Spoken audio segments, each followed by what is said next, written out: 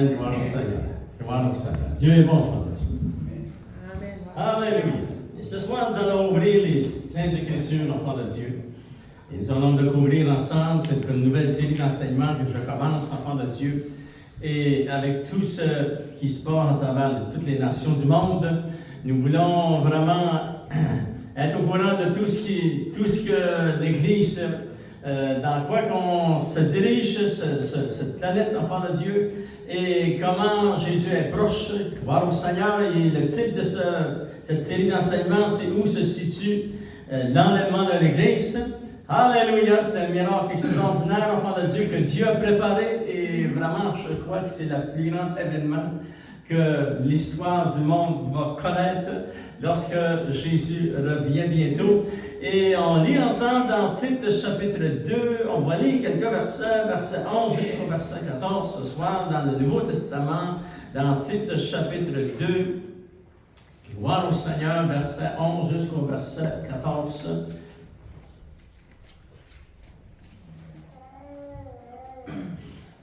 Gloire au Seigneur, et je vais mettre beaucoup de cette série d'enseignements sur la chaîne YouTube. Il y a des gens aussi de différents pays qui vont pouvoir m'écouter, des gens de différentes régions de notre pays, aussi de différentes provinces. Et puis ça, c'est très, très important qu'on soit au courant, enfants de Dieu, tout ce que le Seigneur a préparé d'avance. Alléluia! Le Dieu que nous servons est très grand. Il a vu d'avance avant que tout le monde soit ici sur cette planète. Il a planifié d'avance, ça dit dans la parole de Dieu qu'il a prédestiné beaucoup de choses d'avance. Et nous allons découvrir ensemble, enfants de Dieu, dans ces quelques versets. On lit dans Tite, chapitre 2, verset 11, il est dit, c'est la grâce de Dieu, car la grâce de Dieu, source de salut pour tous les hommes, a été manifestée. Et là, on dit merci Seigneur. Alléluia. Vous savez que la grâce de Dieu qui a été manifestée, ça s'est fait à travers Jésus, le Fils de Dieu. Et il a manifesté la grâce de Dieu afin de sauver tous ceux qui vont crier à lui de tout notre cœur. Ils seront sauvés, ça le dit au verset 12. Et cette grâce-là nous enseigne à renoncer à l'impiété et au convoitisme moderne et à vivre dans le siècle présent selon la sagesse et la justice et la piété de Dieu. En attendant la bienheureuse espérance et la manifestation de la gloire du grand Dieu et de notre Sauveur Jésus-Christ, qui s'est donné lui-même pour nous afin de nous racheter de toute iniquité et de se faire un peuple qui lui appartient, purifié par lui et zélé pour les bonnes œuvres. Alléluia. Seigneur, nous te remercions, Seigneur Dieu, et nous avons cette espérance dans le fond de notre cœur, Seigneur. Oui, cette bienheureuse espérance, c'est plus qu'une espérance, c'est la bienheureuse espérance. Et Seigneur, je te demande de nous donner des révélations fraîches des Saintes Écritures. Merci pour ton Église, ton peuple, Seigneur. Merci pour tout ce que tu fais mondialement. C'est merveilleux de voir tout le travail que tu fais.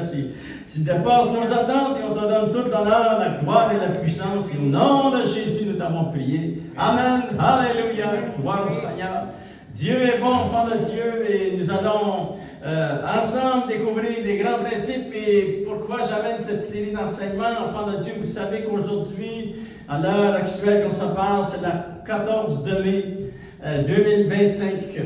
Mais il y a 77 ans, 14 de mai en 1948, 77 ans passés, il s'est passé le plus grand des miracles. Alléluia! Et lorsque j'ai vu cette date dans mon agenda, parce que je me tiens au courant de tout ce qui se passe au niveau mondial et au niveau, enfant de Dieu, des prophéties de la parole de Dieu, et je me suis dit, waouh, c'était un miracle extraordinaire. Il y a maintenant 77 ans qu'on se parle aujourd'hui, en cette date. Israël redevenait un pays, il redevenait aussi une nation, et ça, vraiment, c'est un miracle extraordinaire.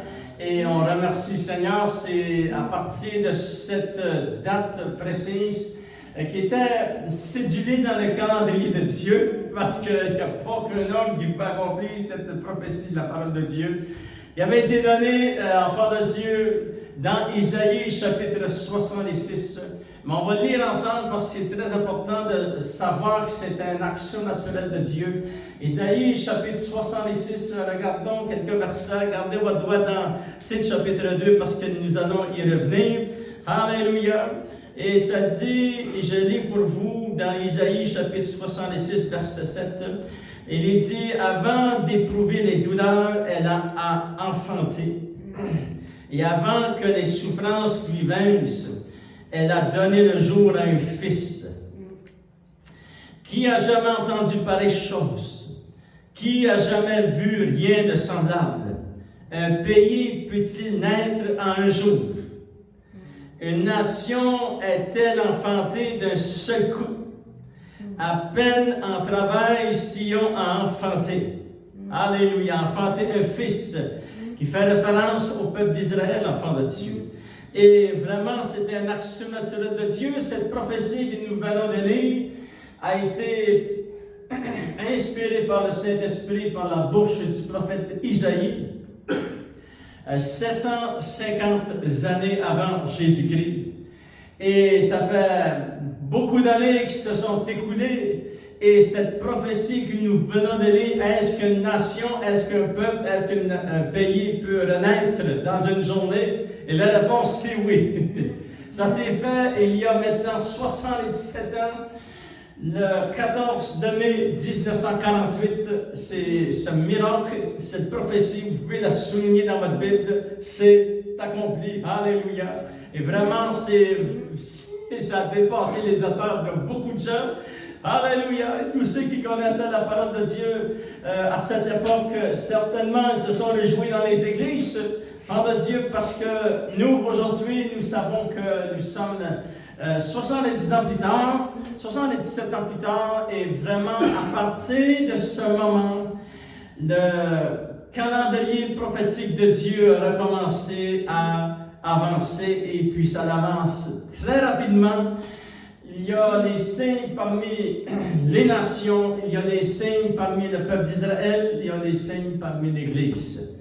Et j'aimerais vous montrer ce verset parce que ça nous aide à placer dans le contexte, dans la pensée de Dieu, comment Dieu a séparé ce monde dans lequel nous vivons. Ils nous disent qu'il y a 8 milliards de personnes, c'est beaucoup de monde, amen, sur la terre.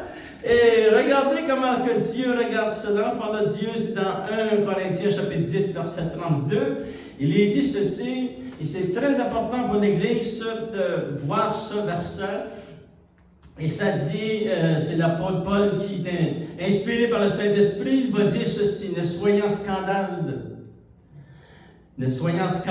ni aux Grecs, qui sont les nations, parlant aux chrétiens, parce qu'il parle aux chrétiens de Corinthe, il leur dit, ne soyons scandale ni aux Grecs, ni aux nations, ni aux Juifs, ni à l'Église de Dieu. C'est-à-dire que Dieu a séparé le monde entier en 3 parties.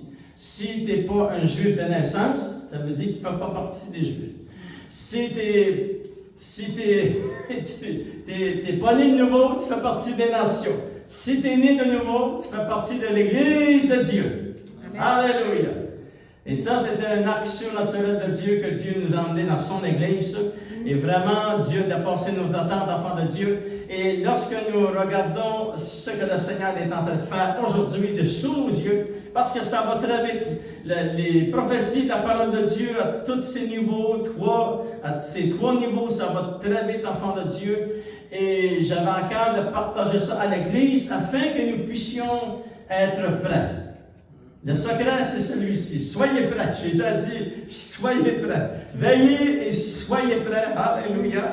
Vraiment, on va voir ça à travers cette série d'enseignements enfants de Dieu. La mise à jour sur l'Église de Dieu, Jésus nous l'avait enseigné. Jésus, enfant de Dieu, vraiment a payé le prix, un très grand prix pour la protection de l'Église, la naissance de l'Église. Tout cela a commencé à Golgotha. Et à Golgotha, il a aussi payé afin de protéger son Église. Nous savons qu'il y a beaucoup de choses qui se déroulent dans le monde, mais en général, le Seigneur, enfant de Dieu, a commencé cette Église il y a 2000 quelques années. Et cette Église continue, ils vont continuer, enfants de Dieu, jusqu'au son de la trompette de Dieu.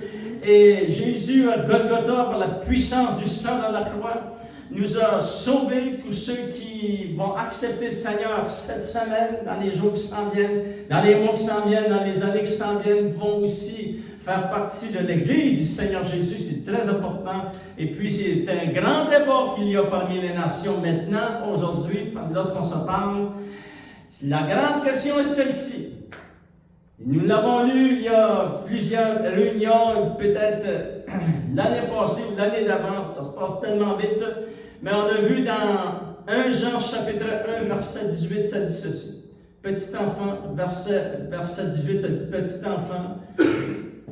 Ça dit ceci, c'est très très important pour l'Église parce que nous voulons vraiment savoir qu'est-ce qui se passe, enfants de Dieu. Et je vais vous donner, ça dit dans 1 Jean chapitre 2, verset 18, petit enfant, c'est la dernière heure, et comme vous avez appris qu'un antéchrist vient, il y a maintenant plusieurs antéchrists, par là nous connaissons que c'est la dernière heure. Maintenant, nous savons qu'à travers chaque génération, il y a eu différents antéchrists. Maintenant, nous savons qu'un jour, on ne sait pas la date, mais un jour, il va y avoir l'antéchrist.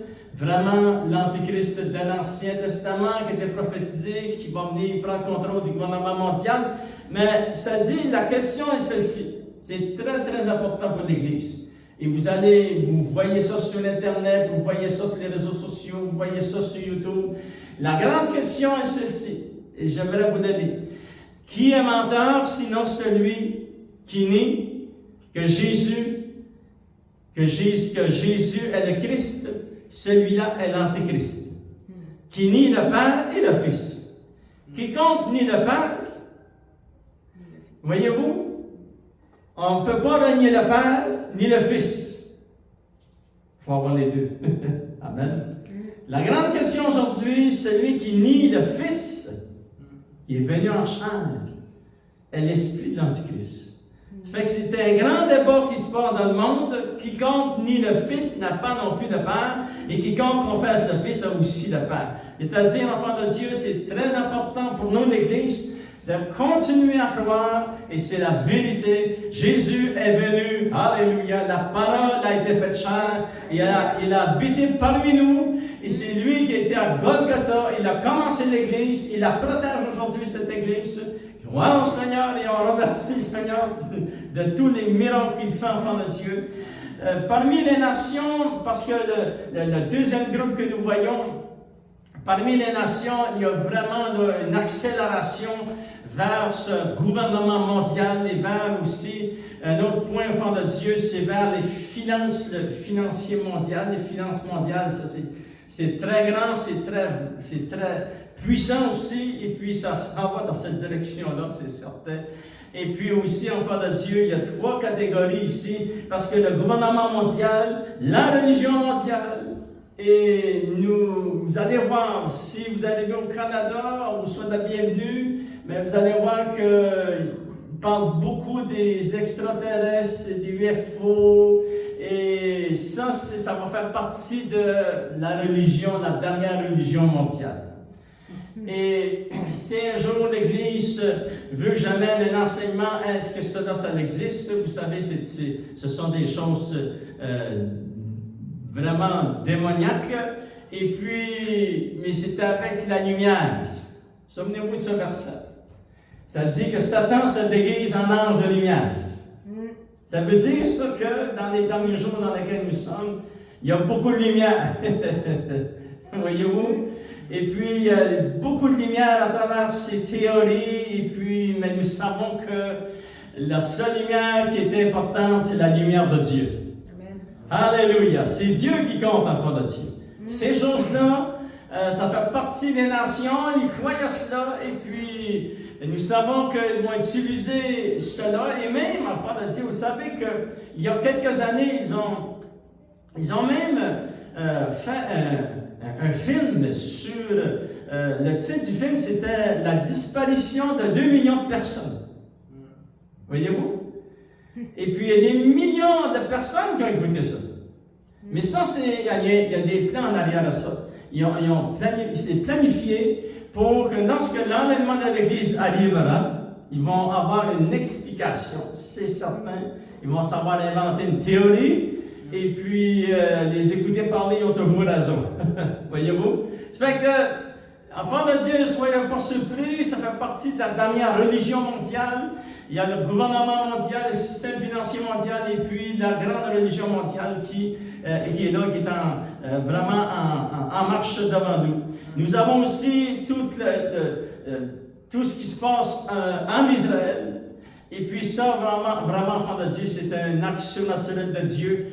Le 14 mai 1948, c'est certain qu'il n'y a personne dans ce monde ici quelques personnes savaient qu'Israël allait renaître, mais aussi la parole de Dieu le savait.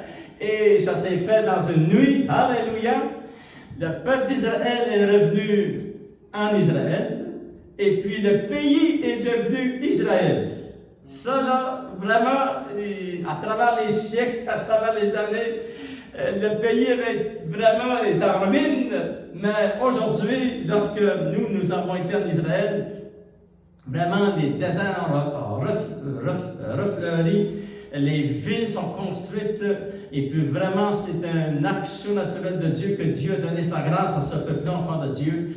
Et nous savons qu'à partir de ce moment où le peuple d'Israël renaît, Dieu va déclarer des choses très importantes que j'aimerais vous montrer dans la parole de Dieu.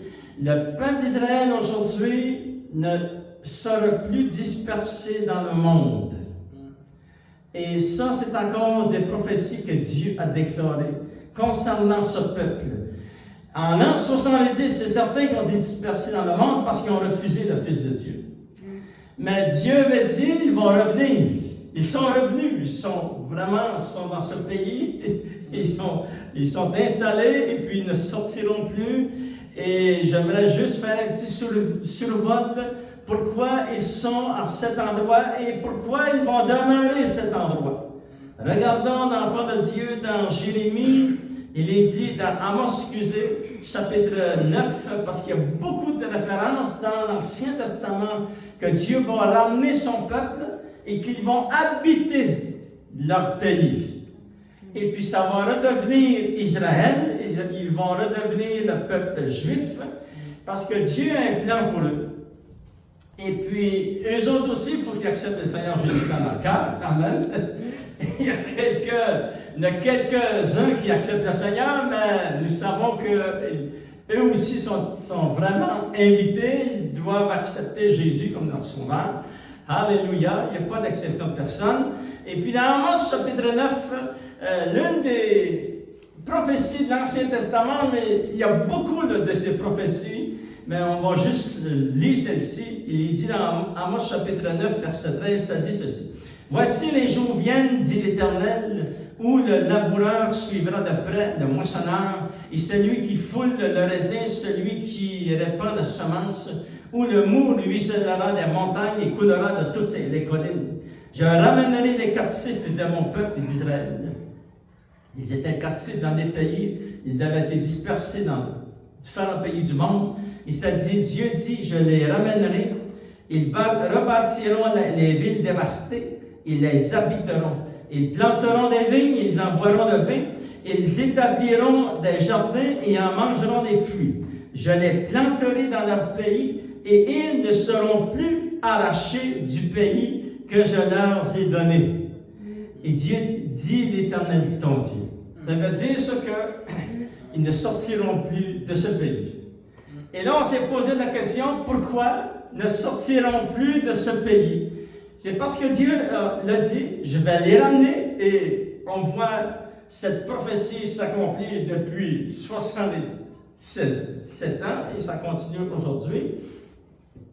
Dieu les ramène, et ils vont planter, ils vont habiter, ils vont demeurer là. Et puis, s'il y a des pays qui essayent de les envoyer de ce pays, ils s'en iront pas. Pourquoi? Parce que Dieu a dit, ils vont rester dans ce pays. Ils ne seront plus dispersés dans le monde. Fait que c'est très, très important, enfants de Dieu, de comprendre cela. Et puis, ça nous donne une idée de tout ce qui se passe aussi au Moyen-Orient. Et la grande raison, c'est pourquoi ils devaient revenir dans leur pays et Israël devait renaître.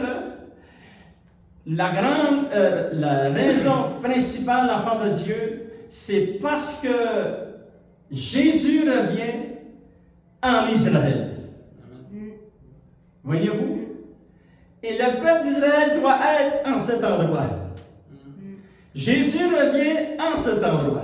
Il ne revient pas au Canada. Il revient dans ce pays. Et il va poser ses pieds sur la montagne des Oliviers à Jérusalem. Vous pourrez lire dans Zacharie chapitre 14, verset 1 jusqu'au verset 9, ça dit: et lorsqu'il pose ses deux pieds sur la montagne d'Israël, la montagne des Oliviers en Israël, le pays doit être là, enfant de Dieu, et le peuple doit être là.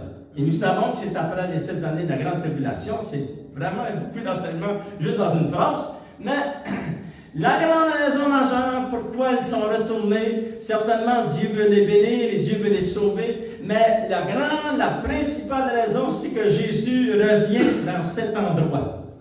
Il revient dans ce pays. Alléluia. Et vous savez que les nations du monde, beaucoup parmi les nations, enfants de Dieu appellent le pays d'Israël le pays de la Terre Sainte. Et puis, je veux vous dire que lorsque tu vas en Israël, ta vie est changée. Ta vie est changée complètement. Si tu connais la parole de Dieu, si tu es né de nouveau, tu vas à cet endroit. Tu vois les places où ce que Jésus a marché, tu vois le tombeau, tu vois où ce que Jésus a été crucifié, c'est certain que ta vie est transformée. Voir que c'est vraiment puissant. Tout ce qui s'est passé là, enfant de Dieu. Il est dit dans Actes des Apôtres, chapitre 1, on va lire ces quelques versets pour vous, enfants de Dieu. Actes des Apôtres, chapitre 1, verset 9, ça dit: après avoir dit cela, il fut élevé pendant qu'ils le regardaient, et une nuée le déroba à leurs yeux. Vous savez que Jésus avait invité ses apôtres, ses disciples sur la montagne des Oliviers, et lorsqu'il leur parla, c'était la grande bénédiction que Jésus va les bénir, et lorsqu'il leur parle, il est élevé. C'est surprenant, amen. Mais le Seigneur est élevé devant eux, et ça dit, et comme ils avaient le regard fixé vers le ciel, et pendant qu'ils s'en allaient, parce que Jésus était enlevé au ciel, il s'assoit à la droite de Dieu le Père.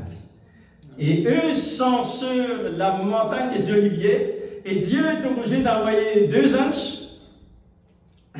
Et c'est très important on va le lire ensemble, ça dit: voici 2 hommes vêtus de blanc leur apparurent.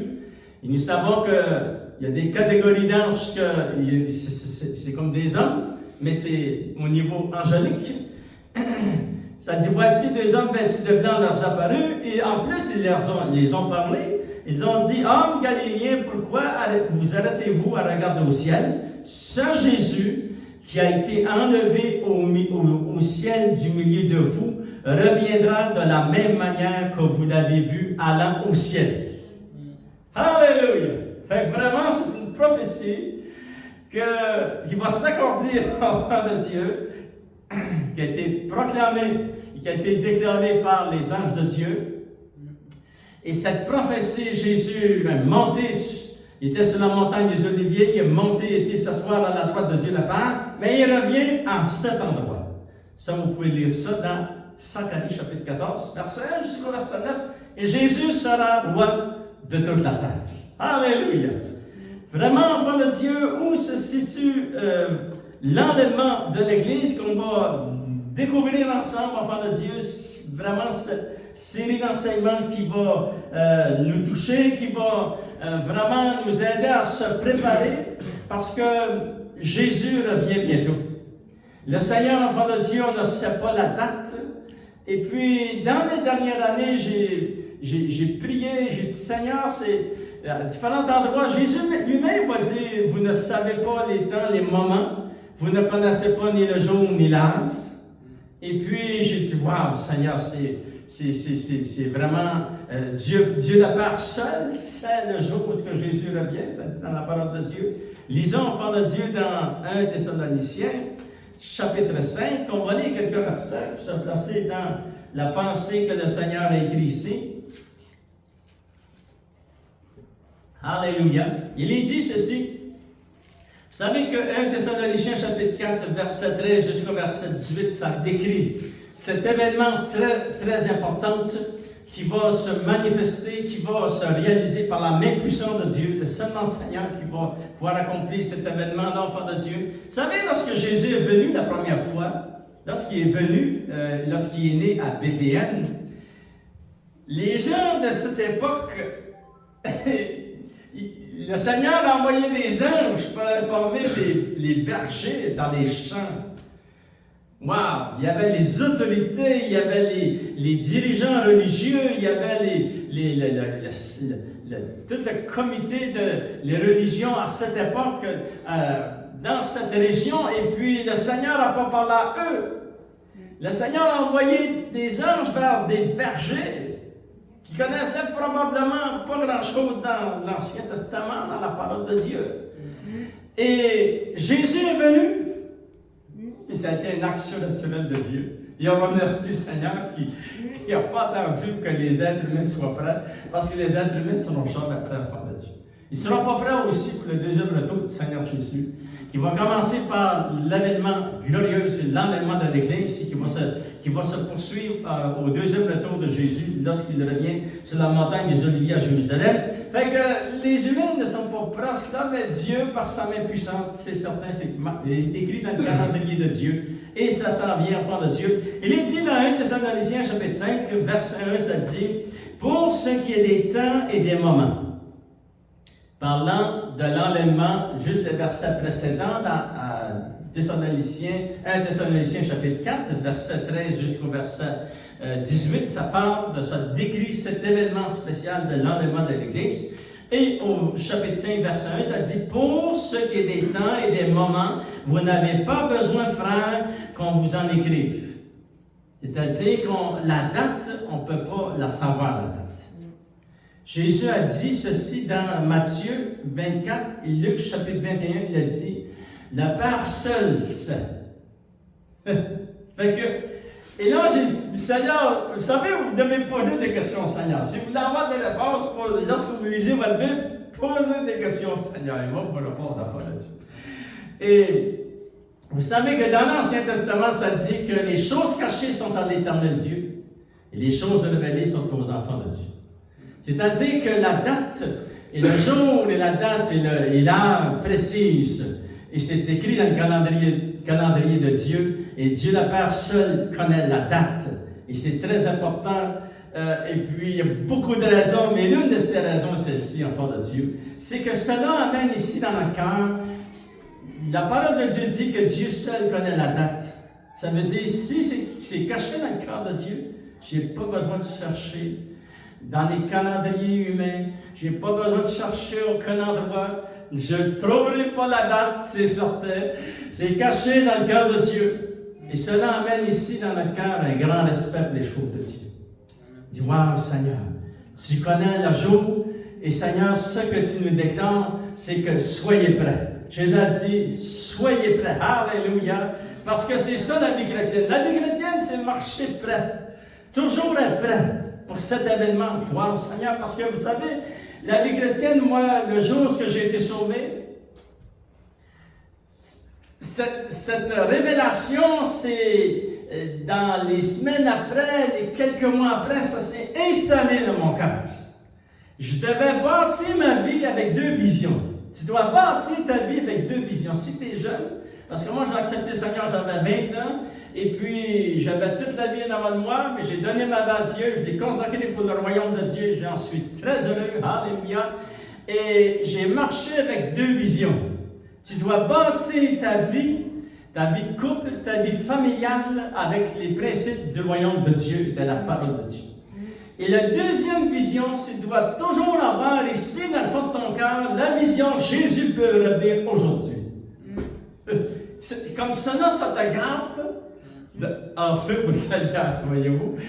Parce que les chrétiens qui pensent que le Seigneur ne vient pas, ils sont vraiment endormis.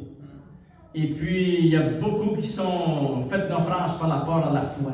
Nous devons toujours garder ici, dans le fond de notre cœur, Jésus revient bientôt. Alléluia. Vous savez, l'apôtre Paul et les apôtres et ceux qui ont prêché la parole de Dieu, ils savaient dans le fond de leur cœur, ils l'ont dit, ces gens-là, ils l'ont prêché sous l'onction de Dieu. Oui, Jésus revient. Alléluia. Ils s'attendaient même, eux, que Jésus allait revenir dans leur temps. Il y a maintenant 2000 quelques années. Est-ce que le Seigneur retarde dans l'accomplissement de cette promesse? Non. Le Seigneur a un plan, il a un calendrier, et c'est écrit dans le fond de son cœur. Et à travers toutes les générations, il demande aux chrétiens, soyez prêts. Alléluia! Soyez prêts, parce que lorsque ça va arriver, on veut être prêts à faire de Dieu. Pour ce qui est des temps et des moments, vous n'avez pas besoin, frères, qu'on vous en écrive, car vous savez bien vous-même que le jour du Seigneur viendra comme un voleur dans la nuit. Et quand les hommes diront paix sur terre, et ça, ce verset-là, c'est à s'accomplir. Vous savez, si le monde entier crie paix sur terre, ça va avoir brossé. Et ça va arriver, ça. On va probablement voir ça s'accomplir, la part de Dieu, quand les hommes, les femmes et les gens du monde entier, parce que les prophéties de la parole de Dieu, ça touche toutes les nations du monde, vont crier paix sur terre, alors une ruine soudaine les surprendra comme les douleurs de l'enfantement surprennent la femme enceinte, et ils n'échapperont pas. Mais vous, frères ou sœurs, vous n'êtes pas dans les ténèbres pour que ce jour vous surprenne comme un voleur, voyez-vous. Et là, le secret, regardez le secret enfant de Dieu. Nous, il parle de nous, les chrétiens. Les chrétiens nés de nouveau, écoutez bien. Vous êtes tous des enfants de la lumière et des enfants du jour. Nous ne sommes point de la nuit ni des ténèbres. Ne dormons donc point comme les autres, mais veillons et soyons sobres. Soyons prêts. Alléluia. Voyez-vous? Amen. Alléluia. Et l'enfant de Dieu a vraiment des grandes révélations ici, car ceux qui dorment la nuit, parlant des gens qui ne connaissent pas le Seigneur, et ceux qui s'enivrent la nuit. Mais nous qui sommes du jour, soyons sobres, ayant revêtu la cuirasse de la foi et de la charité, et ayant pour casque l'espérance du salut, car Dieu ne nous a pas destinés à la colère. Parce que vous savez que lorsqu'on parle des 7 années de la grande tribulation, mais ceux qui témoignent de la grande tribulation, vous pourrez le trouver dans Apocalypse chapitre 6, lorsque ça commence. Les gens qui sont dans ce temps, qui vont vivre dans ces années, eux-mêmes ils disent que c'est la colère de Dieu. Maintenant, enfants de Dieu, les 7 années de la grande tribulation, c'est la manifestation de la colère de Dieu. Et puis contre le péché, parce que le péché, un jour, il faut qu'il soit corrigé. Voyez-vous? Et puis Dieu va intervenir, mais nous, les chrétiens, on n'est pas destinés à la colère. Mais on est destinés à l'acquisition par qui? Regardez, ça dit, car Dieu ne nous a pas destinés à la colère, mais à l'acquisition du salut par notre Seigneur Jésus-Christ, qui est mort pour nous. Alléluia. Le prix a été payé à fond de Dieu. C'est pour ça qu'on a accepté le Seigneur dans notre cœur. C'est pour ça qu'on a dit, Seigneur, je te donne ma vie, Seigneur. Je te demande, Seigneur, mon Dieu, de me pardonner. Et je veux rester attaché à toi de tout mon cœur. Ça dit dans Colossiens, rester cachant en Jésus. C'est très important. Restez le Seigneur. Restez attaché de tout votre cœur. Alléluia. Soyez toujours prêts, enfants de Dieu. Soyez sobres. Soyez veillés et priez. Alléluia. Et parce qu'on n'est pas destinés. C'est quelque chose à destiner, ça. Nous, ça dit, on n'est pas destinés. Je ne suis pas destiné, je ne suis pas né pour me diriger vers ces 7 années de la grande tribulation. Je suis destiné vers l'enlèvement de l'Église. C'est le grand événement qui va dépasser l'attente, enfant de Dieu, de tout le monde entier qui est là sur cette planète à ce temps-là. Et puis, j'aimerais vous montrer ce verset dans Deutéronome chapitre 4 en terminant. Ça dit ceci, on l'a lu il y a dimanche, on l'a lu enfant de Dieu, mais j'aimerais qu'on puisse le lire ensemble, parce que moi je crois que c'est l'événement la plus puissante, la plus grande, l'un des événements les plus puissantes et plus grandes qui va arriver dans le monde entier, c'est lorsque Jésus revient chercher son Église. Il est dit au verset 32, « Interroge les temps anciens qui t'ont précédé, depuis le jour où Dieu créa l'homme sur la terre, et d'une extrémité du ciel à l'autre, y est-il jamais si grand événement? Y a-t-on jamais, oui, chose semblable? » C'est un grand événement pour l'Église du Seigneur Jésus. Alléluia! Parce que vraiment, c'est un événement qui va dépasser l'attente des êtres humains. Gloire au Seigneur. Et cet événement qui s'appelle l'enlèvement de l'Église, peut-être c'est la première fois que vous entendez parler de cela. Peut-être vous écoutez le message de la parole de Dieu et puis c'est que vous n'avez jamais entendu parler de l'enlèvement de l'Église. Bien, c'est écrit dans la parole de Dieu. Et puis à travers cette série d'enseignements, nous allons le découvrir ensemble, enfants de Dieu. Et la première personne qui a parlé de l'enlèvement de l'Église, c'est écrit dans Jean chapitre 14. Voyez-vous, on va lire en terminant dans Jean chapitre 14, versets 1, 2 et 3. Regardons ceci. Il est dit, Jésus dit ceci, que votre cœur ne se trouble point. Croyez en Dieu et croyez en lui. Amen. Il y a plusieurs demeures dans la maison de mon Père. Si cela n'était pas, je vous l'aurais dit. Je vais vous préparer une place. Et lorsque je m'en serai allé et que je vous aurai préparé une place, je reviendrai. Et je vous prendrai avec moi. Amen. Est-ce qu'il va demander notre opinion? Est-ce que, Claude, est-ce que tu veux que je t'amène? Non, il va venir, puis il va me prendre. Voyez-vous? On va le relire ensemble. Et lorsque je m'en serai allé et que je vous aurai préparé une place, je reviendrai et je vous prendrai avec moi, afin que vous puissiez être toujours avec moi. Amen. Alléluia. Parce que la vie chrétienne, c'est un jour, c'est d'être avec le Seigneur. Amen. Alléluia. Et vraiment, Jésus a été le premier qui a déclaré que cet événement est très, très important. Le Fils de Dieu l'a proclamé. Et cette œuvre de révélation de l'enlèvement de l'Église s'est poursuivie par la bouche du Saint-Esprit. Jésus l'avait dit, lorsque le Saint-Esprit va venir, dans Jean chapitre 16, enfant de Dieu, j'ai écrit les versets ici. Dans Jean chapitre 16, versets 13, 14 et 15, ça dit ceci. Lorsque le Consolateur sera venu, il vous enseignera toutes choses. Et il vous enseignera tout ce qu'il aura entendu. Et il vous annoncera les choses à venir. Fait que vraiment, enfant de Dieu, il a fait un travail très excellent. Tout ce que vous avez ici dans votre Bible, le Saint-Esprit nous a annoncé toutes les choses à venir. Et le Saint-Esprit a enseigné tout ce qu'il a entendu. C'est-à-dire, lorsque l'apôtre Paul va en parler dans les Thessaloniciens et dans les Épîtres, lorsque l'apôtre Pierre va en parler, lorsque l'apôtre Jean va en parler, lorsque Marc va en parler, lorsque Luc va en parler, c'est à cause que le Saint-Esprit les a révélé ce que Jésus venait juste de dire. Je reviendrai, je vous prendrai avec moi, afin que vous soyez toujours avec lui. Gloire au Seigneur. Alléluia. C'est un miracle extraordinaire, enfant de Dieu. Un jour, nous le verrons face à face. Donnez une bonne main d'applaudissement, Seigneur, ce soir. Alléluia.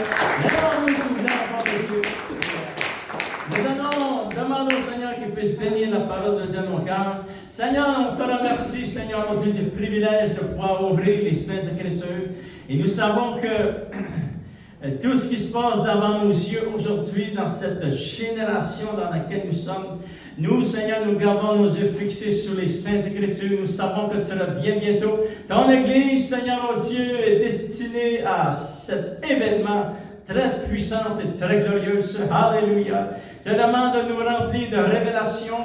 Je te demande de bénir ton Église et ton peuple, Seigneur, et tous ceux qui entendent aussi le message de la parole de Dieu. Et nous voulons être prêts, Seigneur, être toujours prêts. Alléluia. C'est vraiment, Seigneur, le secret de la vie chrétienne, c'est que notre cœur soit prêt, notre relation avec toi soit vraiment vivante et glorieuse, Seigneur. Seigneur, tu bénis ton peuple, tu bénis chaque personne qui va crier à toi aussi, Seigneur. Tous ceux qui vont venir par la foi, en t'acceptant comme leur sauveur et Seigneur, tu vas les sauver, les accueillir dans la maison de Dieu. Alléluia. Dans cette grande famille de Dieu, Seigneur, oh Dieu, je te demande de bénir ton Église. Et au nom de Jésus, nous t'avons prié. Et tout le peuple de Dieu dit Amen. Gloire au Seigneur, que Dieu bénisse, enfants de Dieu.